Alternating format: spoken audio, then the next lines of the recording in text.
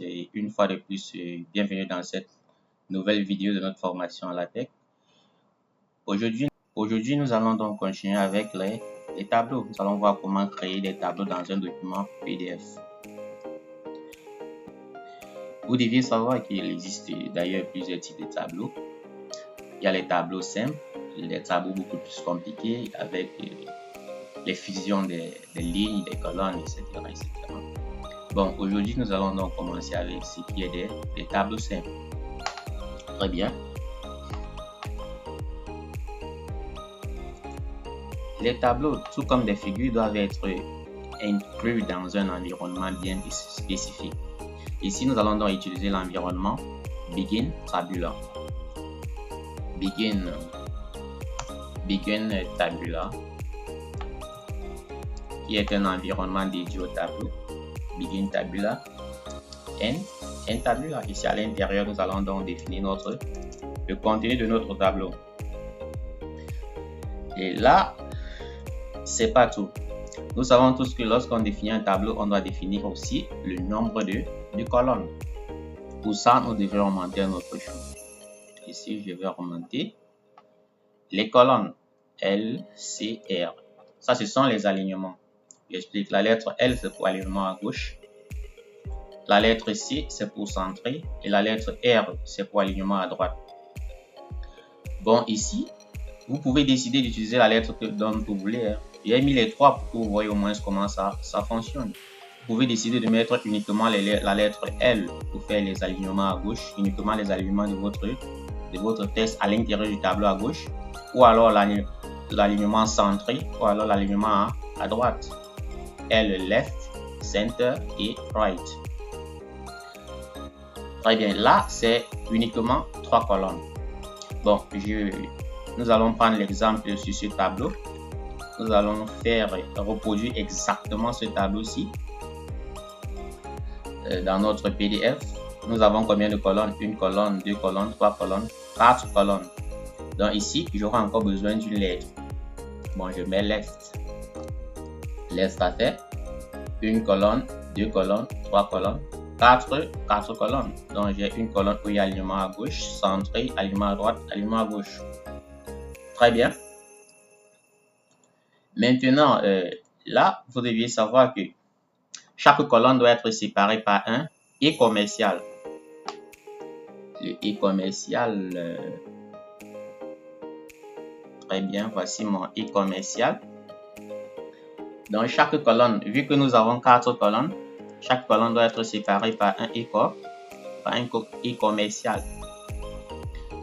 Ça fait, j'ai une colonne, 2 colonnes, 3 colonnes et 4 colonnes. Très bien.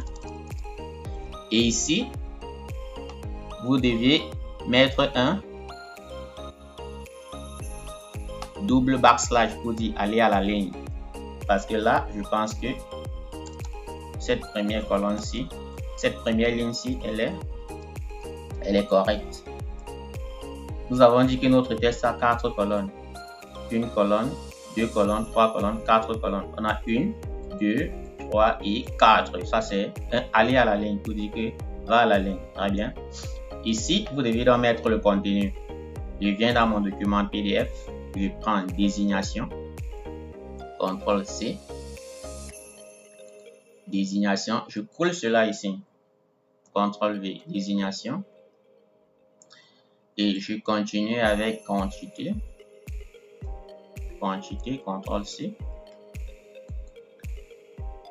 Je colle quantité. Je continue avec prix unité en francs CFA. CTRL C. Et je colle cela ici. CTRL V. Et je continue enfin avec prix total en francs CFA. CTRL C. Et je colle cela ici. CTRL V. Très bien. Attends, je vais un peu élargir ça.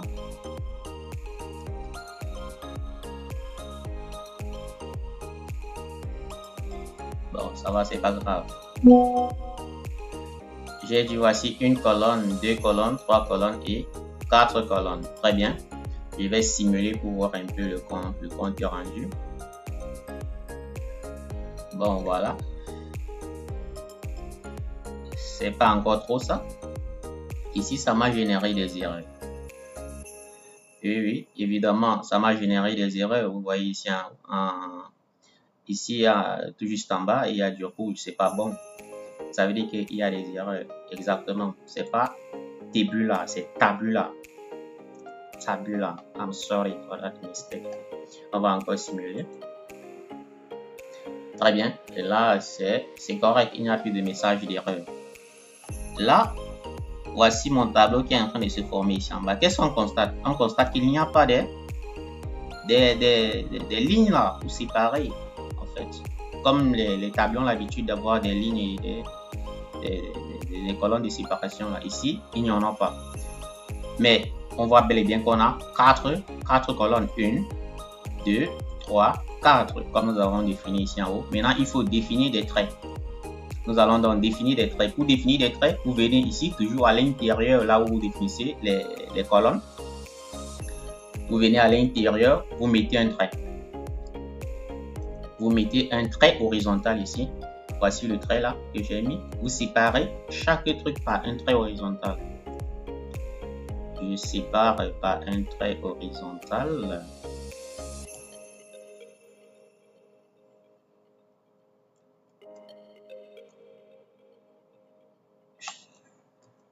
Très bien. Donc, je peux espacer pour que ça soit un peu plus lisible. Ça ne dérange pas si vous laissez couler.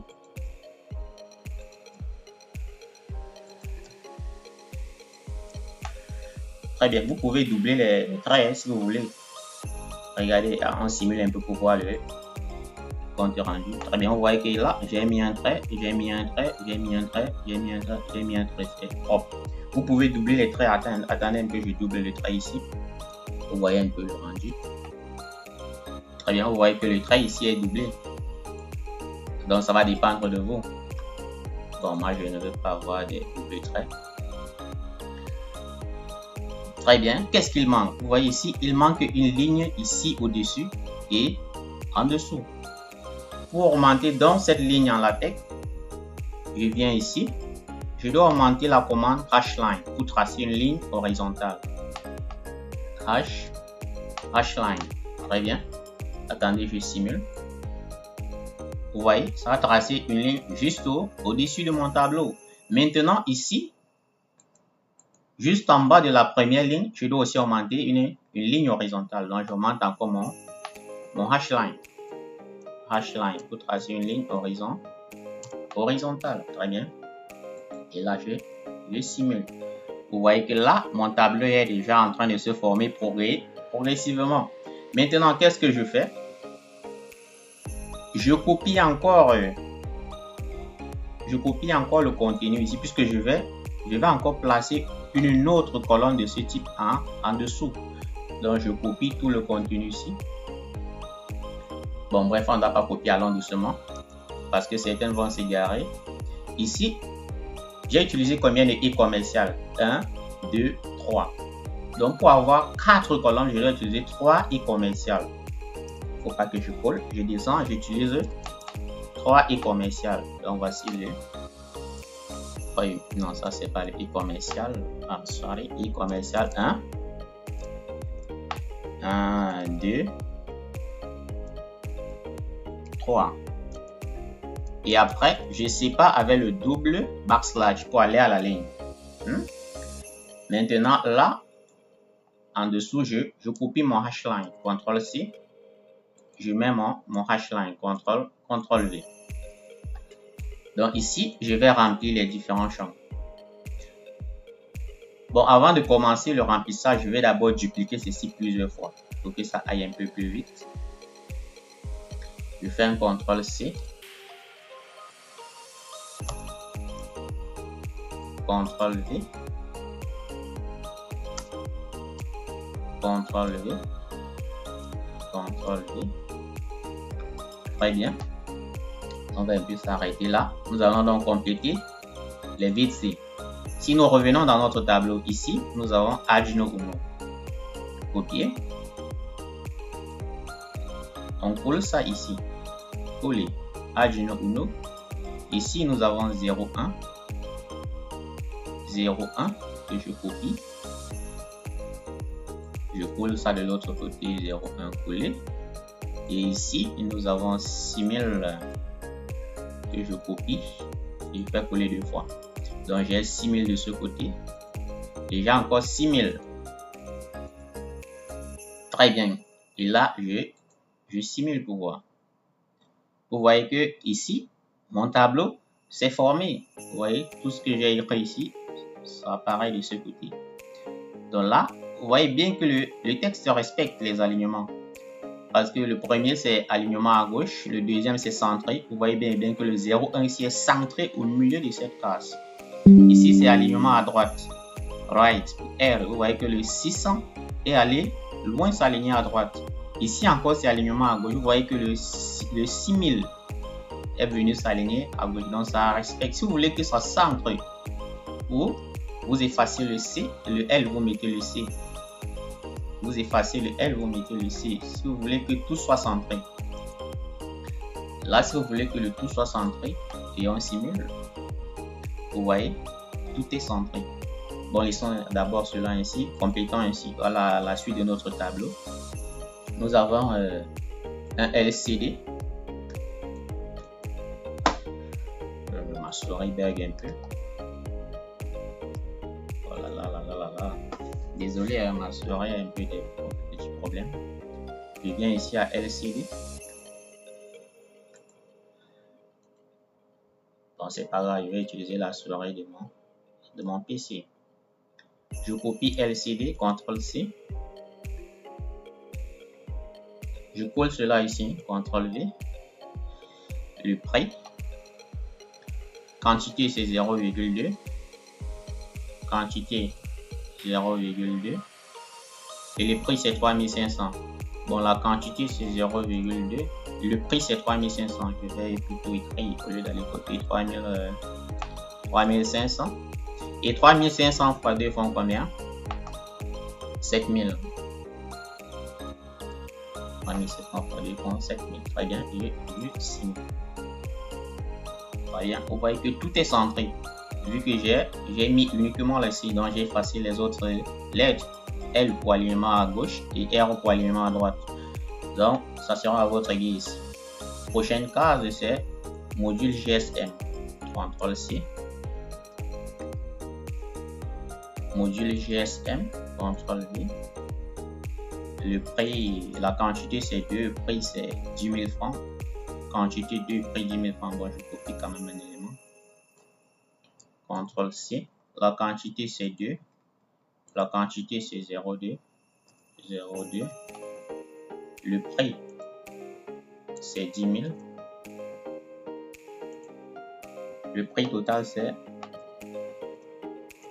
20 000. Très bien, et je compile. Voilà mon tableau qui se forme au fur et à mesure.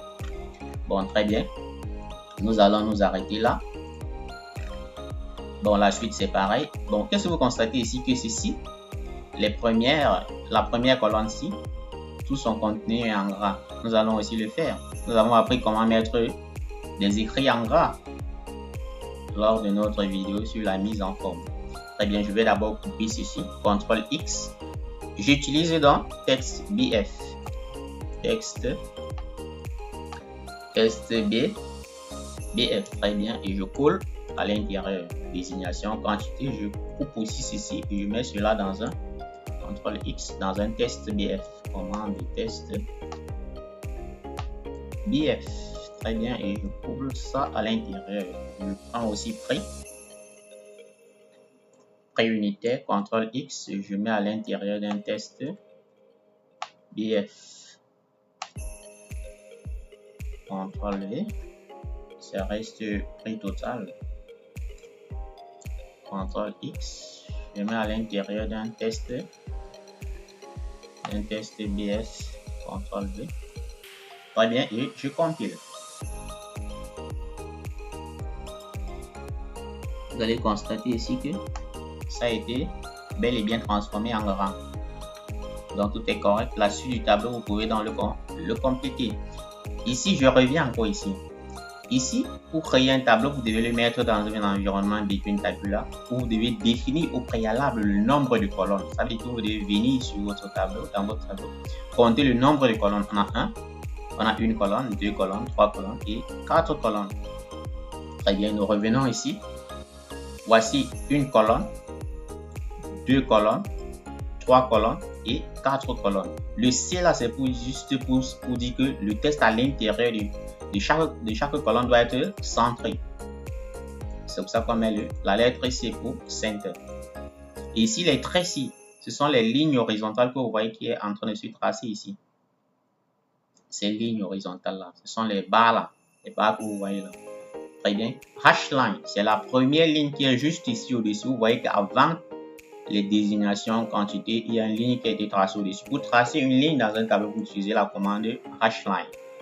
Et en dessous de notre première colonne, je vous ai dit que chaque colonne doit être séparée par un et commercial. Donc, vu que nous avons 4 colonnes, vous devez séparer les 4 colonnes avec des et commerciales. On a le contenu de la première colonne. Voici le contenu de la deuxième colonne. Vous voyez que je sépare chaque contenu avec un et commercial. Donc, le contenu ici et celui-ci sont séparés par ce et commercial. Ce contenu et l'autre ici sont séparés par ce et commercial. Et enfin, le contenu ici et le dernier contenu est séparé par ce et commercial. Donc, nous avons 3 et commercial. Bon, ici, cette ligne est un peu très longue parce que les écrits sont aussi un peu beaucoup plus consistants. Vous pouvez bien voir cela ici parce que ici, les prix, si j'étends un peu ça peut prendre sur une ligne. Très bien, vous voyez que là, j'ai mes 3 et commercial et j'ai le contenu de chaque colonne. Très bien. Bon, maintenant, nous allons faire un test un peu banal. Ici, je vais dupliquer désignation C. CTRL C pour vous montrer un truc. Juste pour vous montrer un truc. CTRL V. Dans la même, ici, dans la même case, j'ai dupliqué désignation pour que ça soit un peu plus long. Et là, je compile. Très bien. Vous voyez qu'au fur et à mesure que le test est long, votre tableau augmente de largeur. Donc, ça ne peut pas aller à la ligne de façon automatique. Ça ne peut que se tenir sur une même ligne. Donc, si vous avez par exemple des tableaux avec beaucoup d'écrits, il va falloir que votre tableau va en fait déborder. Ça va déborder le format. Et ça ne sera pas bon. De ce fait, donc, vous pouvez décider d'utiliser, si je laisse désignation, CTRL V, vous pouvez décider d'utiliser P pour paragraphe. Et avec cela, vous définissez dans la largeur de votre colonne. Ici, cette largeur-ci, peu importe la taille du texte que vous aurez à l'intérieur de votre colonne, ça va aller à la ligne de façon automatique. Donc, ça va respecter en fait la largeur de votre tableau. Ici, partout, je vais définir par exemple un tableau de largeur. Je vais définir un tableau de largeur 3 cm.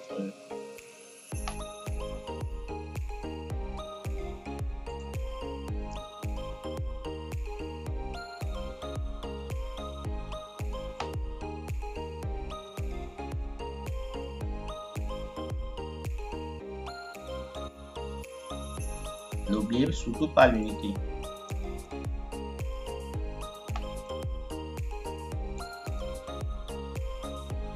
Je mets 3 cm. Bon, ça va dépendre de vous. Je compile d'abord pour voir un peu le rendu. Très bien. Vous voyez que là, ça a défini une taille de tableau bien précise.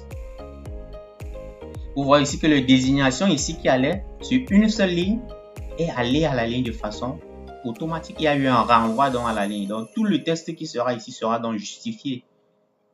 Donc ça ne pourra pas déborder la taille qui a été définie.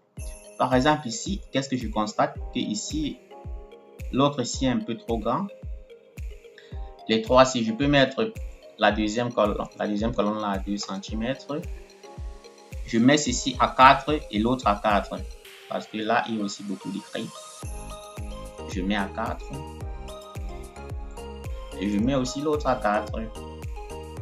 Là, je compile. Très bien. Vous voyez le rendu. Là. Très bien. Là, vous voyez que là, vous pouvez donc définir la taille de vos colonnes autant que vous voulez. Donc, cela va dépendre du contenu de chaque colonne. Là, vous pouvez donc augmenter au fur et à mesure. Par exemple, ici, si je laisse ça comme c'était. Donc, avec ceci, vous pouvez donc définir cela à votre guise. Là, moi, je vous conseille même beaucoup plus d'utiliser ceci si votre tableau a beaucoup d'écrits. Mais si c'est un tableau juste tel que celui-ci, vous pouvez le laisser comme il était d'abord au départ avec le center partout. Mais vous voyez que lorsque votre tableau a beaucoup d'écrits, vous pouvez le personnaliser ainsi. Donc, ça dépendra de vous. Très bien. Il y a une chose que nous allons faire avant de nous séparer. Un tableau doit toujours avoir un titre. Ça, c'est très important. Un tableau doit toujours avoir un titre. Et pour introduire un titre dans un tableau, vous devez l'inclure dans un environnement Begin Table, comme figure. Comme figure de la fois dernière, vous voyez que pour introduire un caption dans la figure, nous avons utilisé l'environnement Begin Figure. Ici, ça sera pareil. Nous allons donc utiliser l'environnement Begin Table. Begin Table.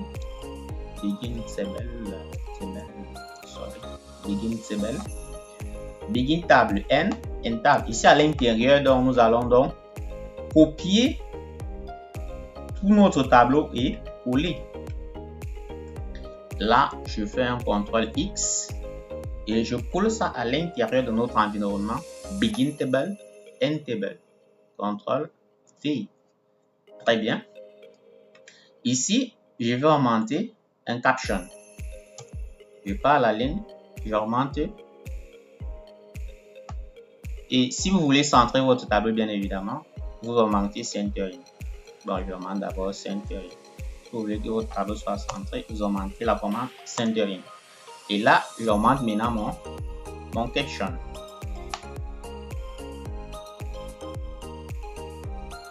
Mon caption, là, je mets le titre de notre figure. Par exemple, ici, c'était quoi? C'était coup de projet. CTRL-C. Et je colle ça à l'intérieur de projet. Maintenant, je mets le double backslash et je compile. Attention, je ne devais pas mettre backslash.